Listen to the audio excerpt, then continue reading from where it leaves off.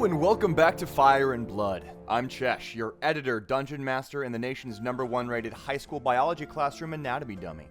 Last episode, we introduced our ragtag band of soldiers trying to survive on the front lines after a crippling defeat, facing near certain death with the courage of true heroes. They may not be saving the realm, but they're saving everything they can. Now let's dive back into the game and see how one promise can change countless lives for the better.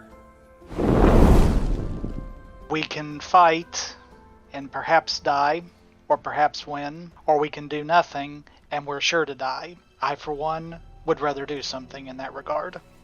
That seems like a fair stance. Besides, if we put up good enough of a fight, I'm sure that there are still forces around here. They'll come to our aid.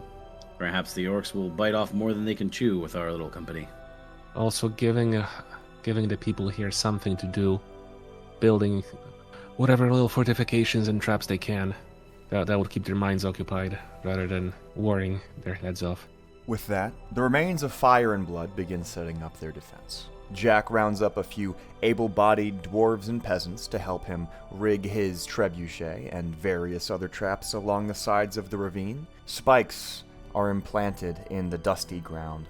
Chains are strung, earth is shoveled, and every man who can hold a tool is working to defend the last place they can make a stand.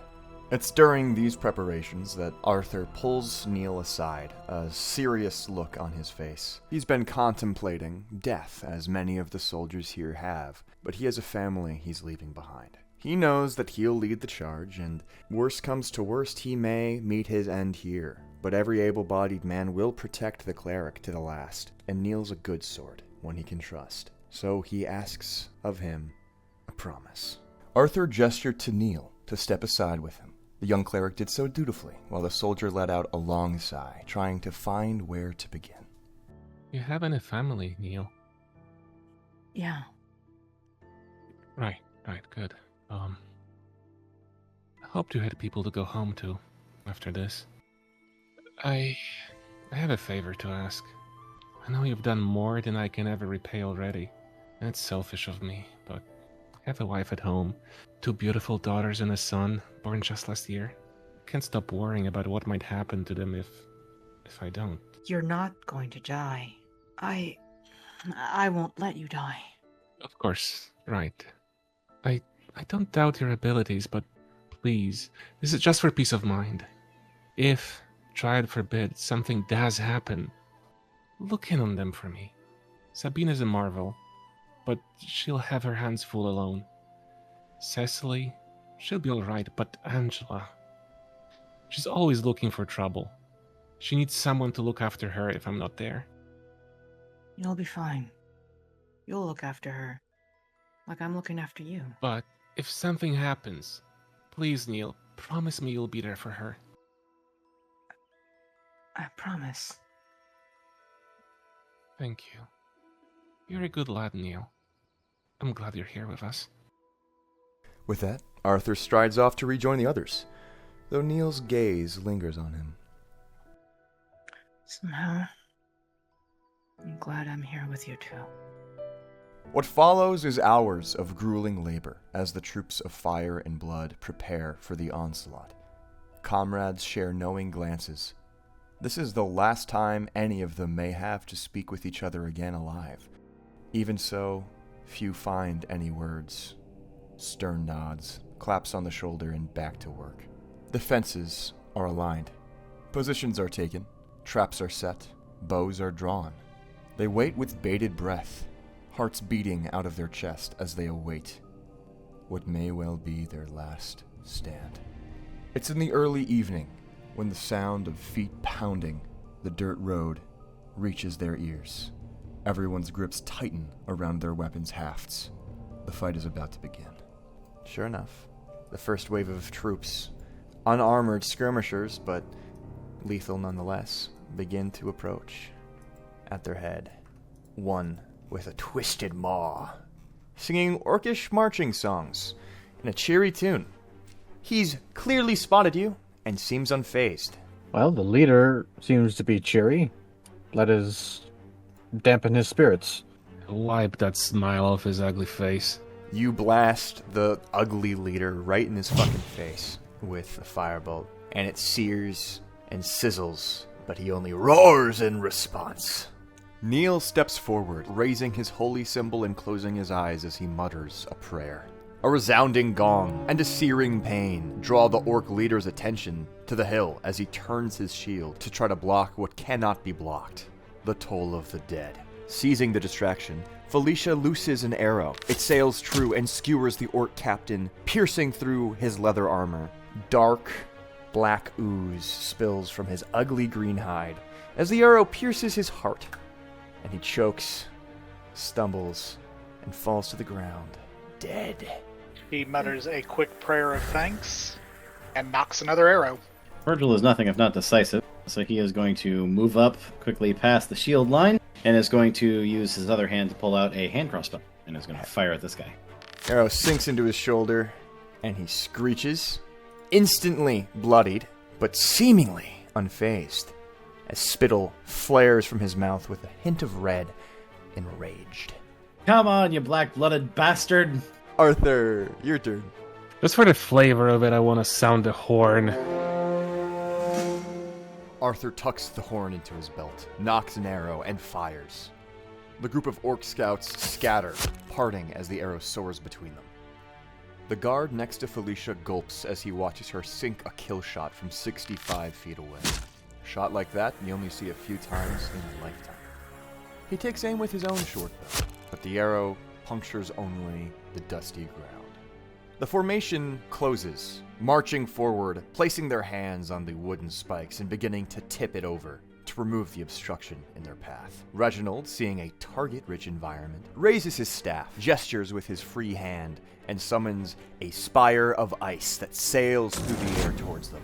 And the orc in the middle, who had not been hit by a javelin, swerves out of the way and then turns back to you and cackles, speaking in broken, croaking common. You missed! And then the shard of ice explodes. I'm gonna speak back to him in Orcish. Chill. Roll damage.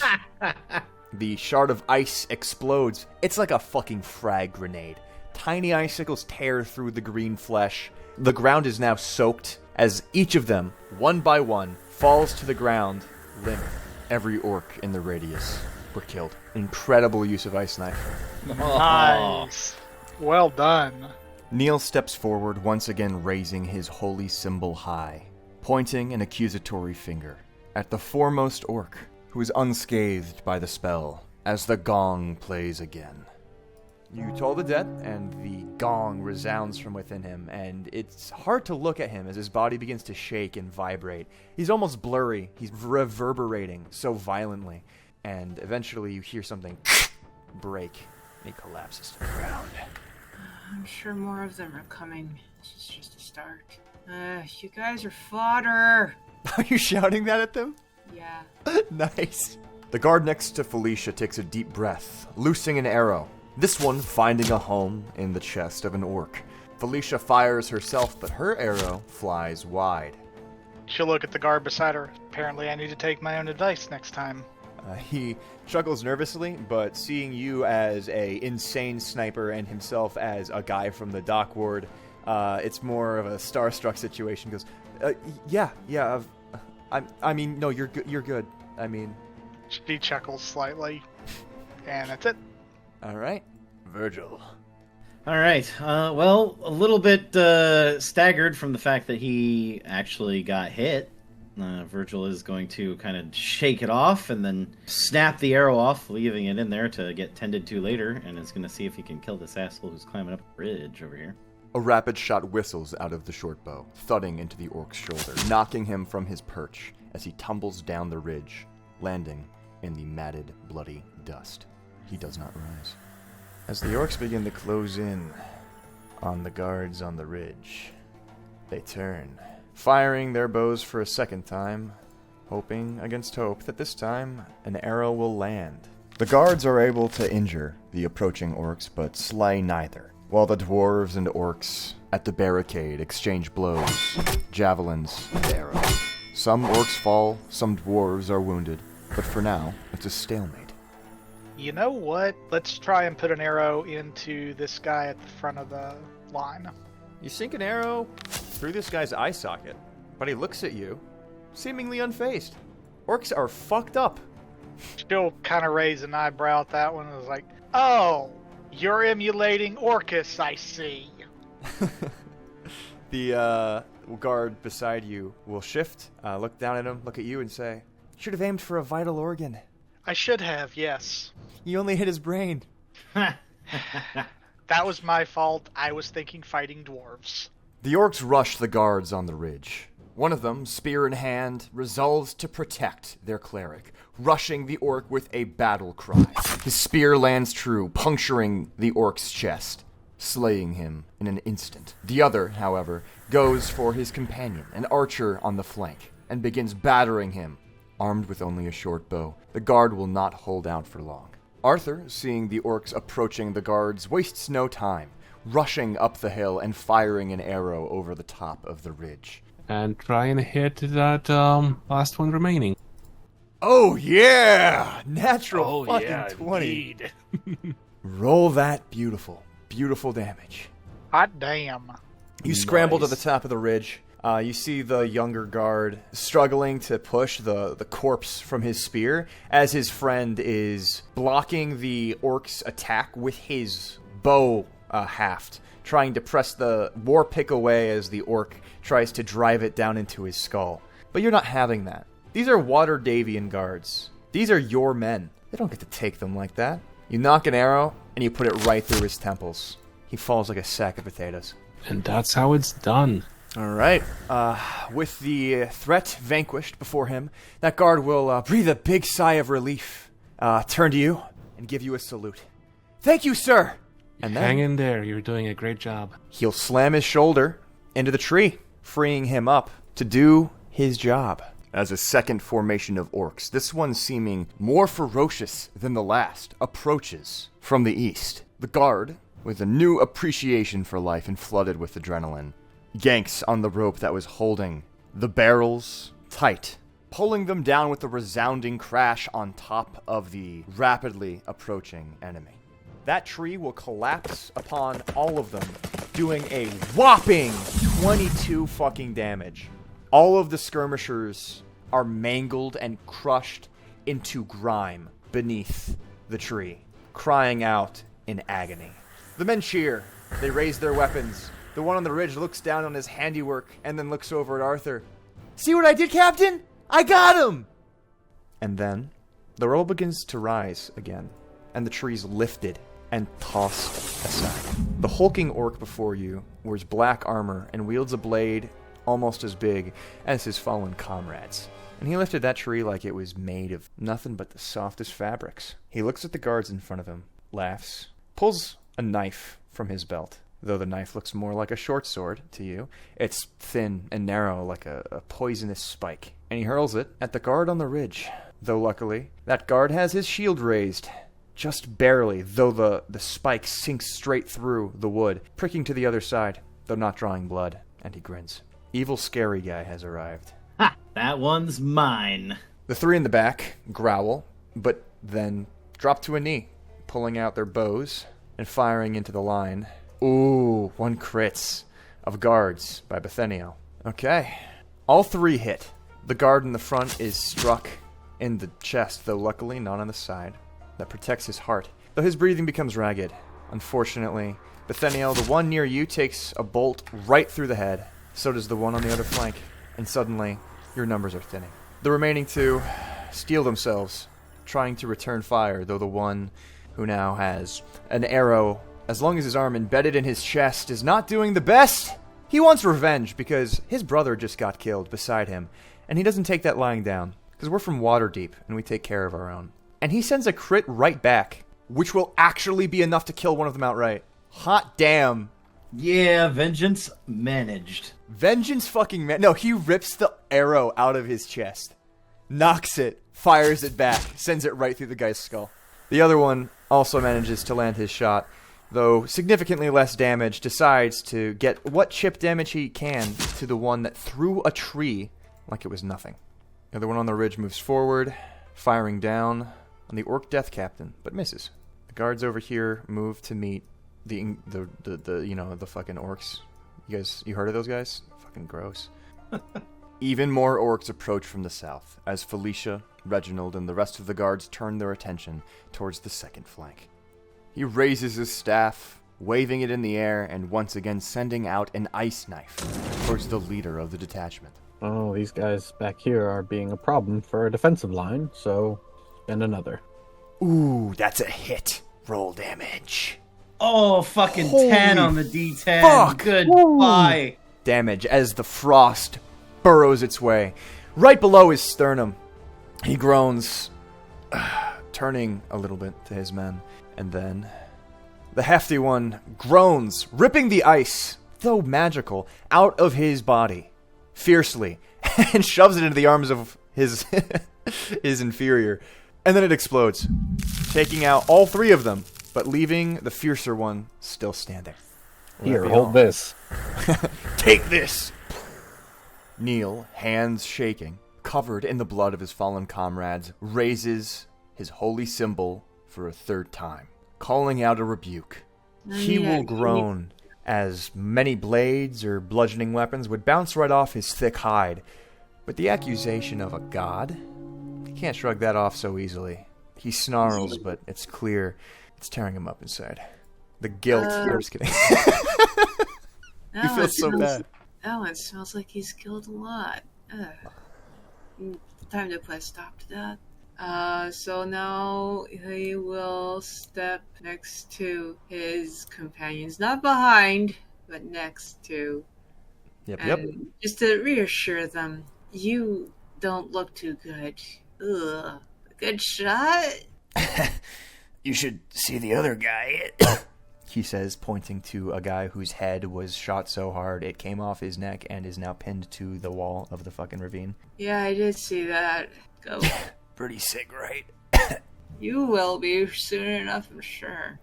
Alright, Virgil is going to dip between the guard and Neil, and is going to fire his crossbow. Arrow sinks into his shoulder. He doesn't even look at it. And he's going to toss that behind him at Neil's feet and say, "Hold on to that for me."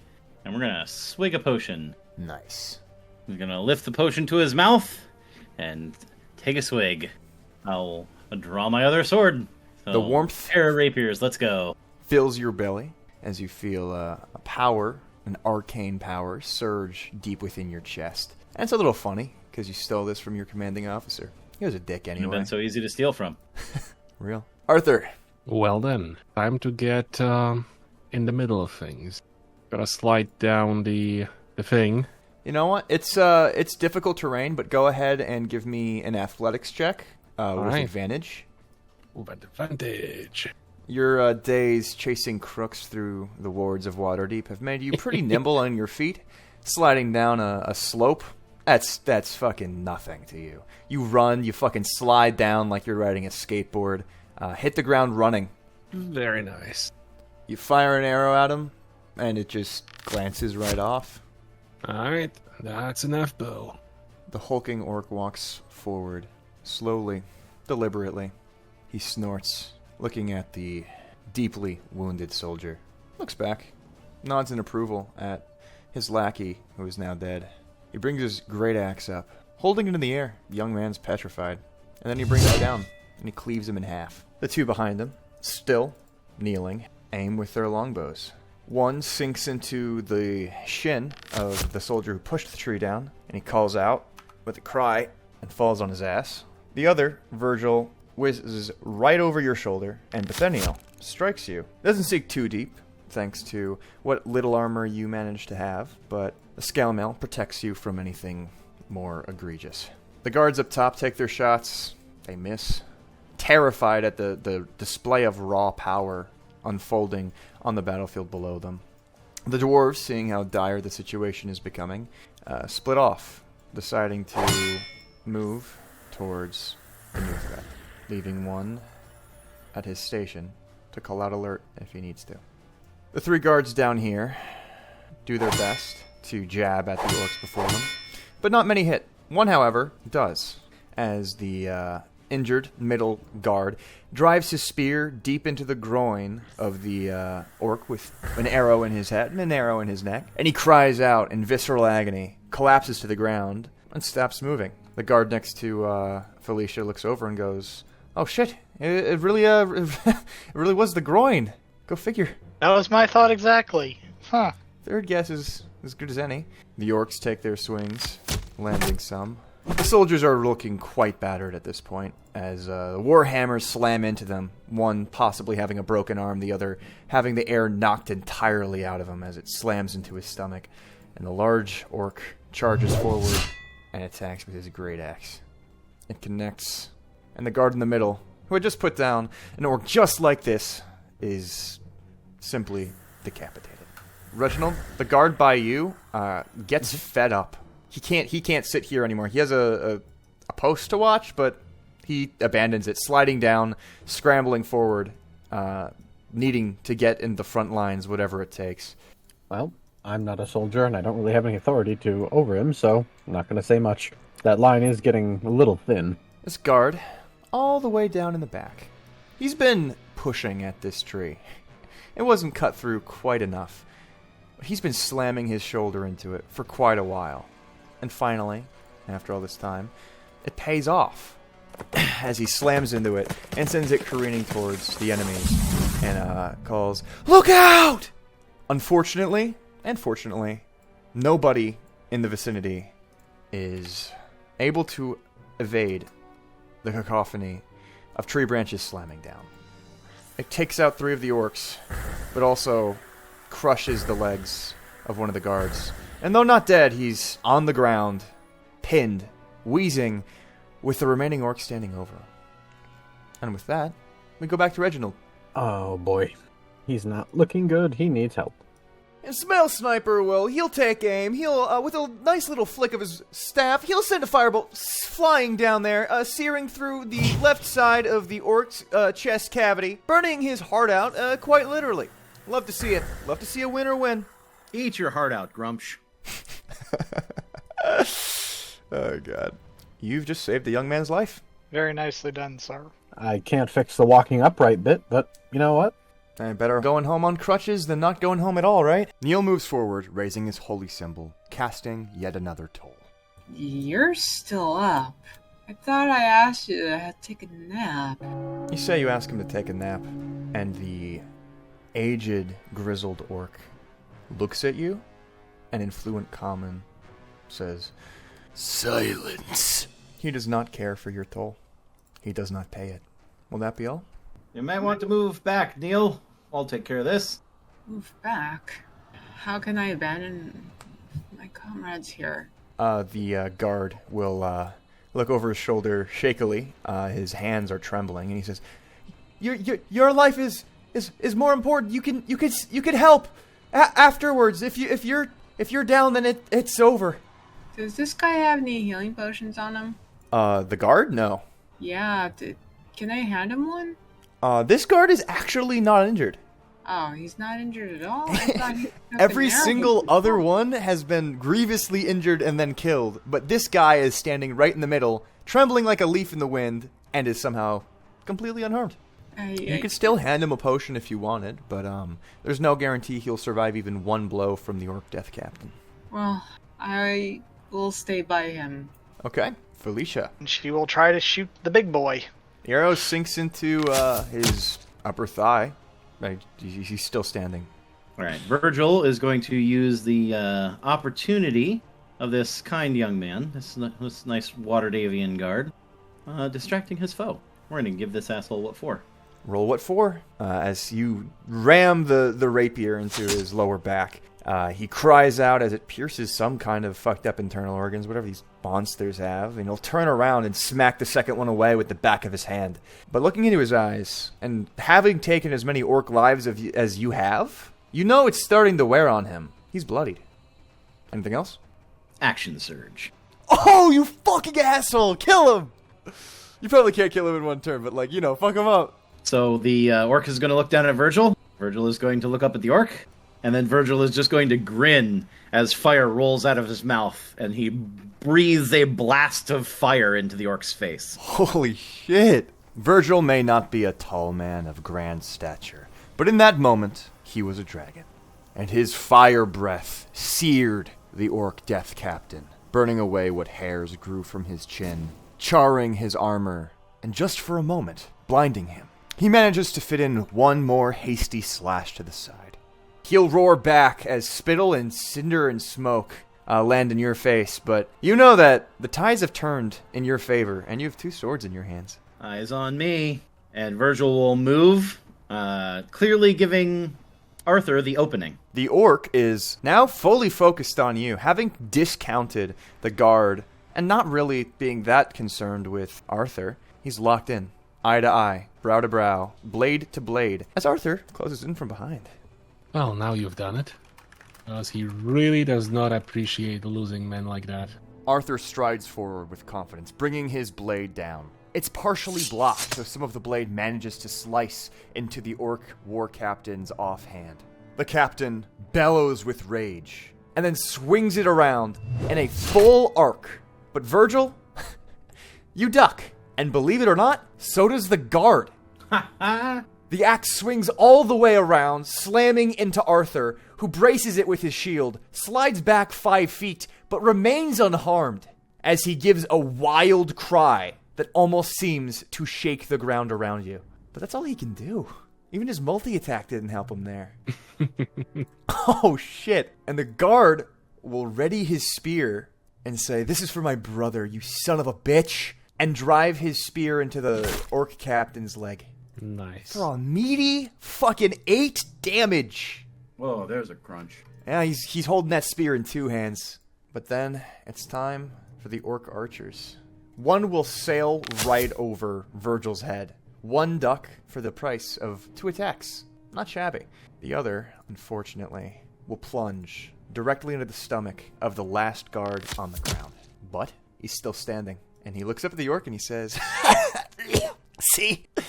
I can do it too."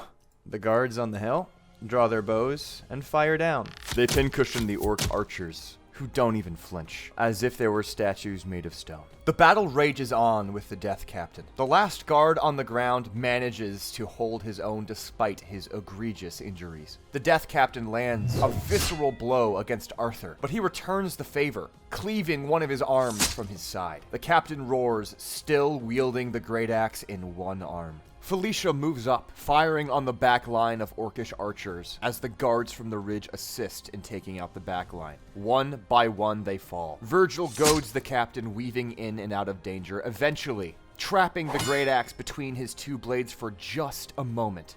As that last guard hefts his spear and lunges it into the back of the death orc captain, shoving it right in between his vertebrae as he cries out and then crumples. We got him. Well done, mate. The guards on the keep this valley still. The guards on the ridge clang against their shields. A warrior's applause. Emboldened by that victory, the 3 on the ridges here actually managed to land their fucking attacks for once, dropping arrow after arrow into the orcish archer below, until he's a pincushion and a dead one. And suddenly, somehow, everything is calm. I hope that's the last of them. One can only hope. We need to check casualties. Yeah, Virgil is going to immediately start checking the downed guards to see if there are any of them that can be resuscitated or at least stabilized by Neil so that they can be dragged back to the camp, ignoring his own grievous wounds. Of course, of course. I'm gonna go help the guy who had a tree fall on him and help him over to Neil, because he needs some ligaments. Yeah. Arthur will pat this guy on the shoulder and congratulate him on a great kill and apologize that, well, we couldn't really save his brother. It's okay. This is what we signed up for, right? If it wasn't us, it'd be people who can't fight. And he did have a great part in this. In his great victory, so rejoice. Thank you, sir. I will. Betheniel, you go around casting Spare the Dying and recovering whoever you can. Unfortunately, most of the ones that were killed by the Death Captain and his archers are simply... they're gone. They're torn to pieces. There's a few here and there that are incredibly frail at this point, but are able to be picked up. And most of the wounded gather together and decide to head back to the camp. But as they go, everyone roll perception. Holy damn. All right, Arthur. Damn. I know everything. I know everything! Bro, no, he's a knower. He knows it all. Arthur, you're over here, watching them go. Betheniel, you get a bad feeling. But Arthur, it's you who turns around and whips a hand axe at the speed of fucking light up into the fucking trees. And an orcish archer falls, it buried in his head. With that, more rise from the shrubbery. Not many, but enough to know that they fully intended to follow your wounded back to camp and finish them off. But that's not all. You hear a rumbling, a thumping. The ground around you begins to shake. And then faster and faster, the pace quickens until you can barely hear yourself think. You know this sound. You fear this sound, because that is the sound of a giant. Oh, fuck. Just what we needed. And that's where we'll leave off. Ah, shit, a giant. What will our group of scrappy soldiers do? How many will survive? That's a question to be answered next episode. It's planned to be the third and final in the Fire and Blood trilogy, so we hope you'll tune in. Making the best available is a delight, but it is nice to finish a story every once in a while. As always, thank you for watching, and thank you to the people who make this all possible, our supporters, who I will now proceed to read off as fast as I am physically capable of doing. Power Tier, Dark Sarah, Darth Cavalier, Doodle Poodle, Eminon, Jay Jones, John the Wicked, Joshua Williams, Sticky GI, Stephen W, Jumper, the Traveling Bard Extraordinaire, Planar Tier, Ice Commander, Ice Dragon, Sparkler, the Fabulous Adventurer Tier, All Is Fiction, Bastion, Falcon, Wrath, Dragon, Tempest, Jonah 300, Justin, Katie, Mystics, Rosalind Streaming Network, Y, Ty Korshak and V, Quest Gamer, Breeze Better, Chris Householder, Cold Brad, Dark Sarah, Jack Smythe, Jesse Labrie, Kyla, Kitten, Link FD, Lunatic Overlord, Mitsuya VA, Diarsher, ODST Hero, PPT, NT807, Robert Edwards, Robert Mr. Frio 1990, Sephiroth Kurasa, My Sin for You, YD7 Townsfolk, Adrian, Blizzard Hawk, Brett MS, Clockwork, Devil Crin, Dylan Taylor, Doodle Poodle, Enrique, Ginseng 3, Gordy Danky, Kazuko, Carrie, Edie, Lone Soul 6, Love Bites Back, Morden Dragon, Sense Backpack, Sergeant Humpty, Sherlock, Shuganja, Tombrazo, Tyler, McAllister, and Zanair. Time. 41.2 seconds. That was longer than last time. In my defense, there's more names now! You guys are cheating. No, please, stop. Stop giving us money, guys. Stop, please. Anyway, as always, we couldn't have done it without our oldest and longest-standing supporters, Sign of Magnus and Sammy Wolf.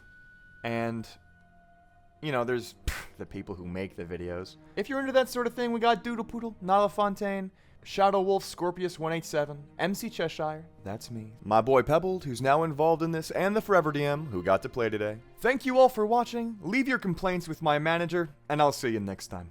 Bye-bye.